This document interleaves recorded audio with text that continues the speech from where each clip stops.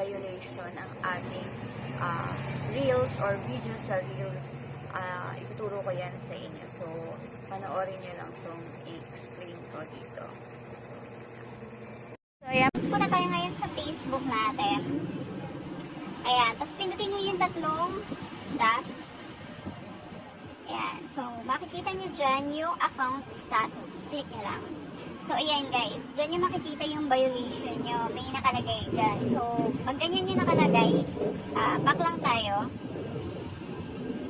Ayan.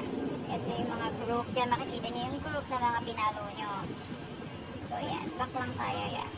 Tapos pindutin lang natin yung profile natin sa taas. Ayan. So, punta tayo ngayon sa support inbox.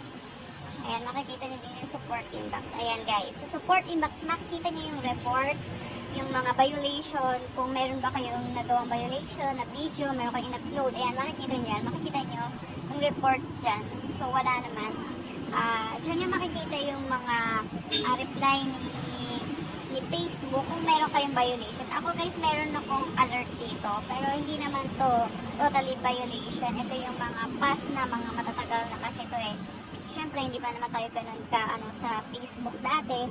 So, meron tayong mga na-upload na hindi naman dapat dito sa Facebook. So, nabura ko na naman yan. Pero nandiyan pa rin yung report. Ibig sabihin, natitrace pa rin or nakalagay pa rin dyan. So, ako naman is wala naman akong violation. So, makikita nyo dun yung video nyo is wala namang mali. So, yun lang. Ganun lang para i-check. Makikita nyo naman na may warning kayong nakalagay. So, yun lang. And thank you for watching.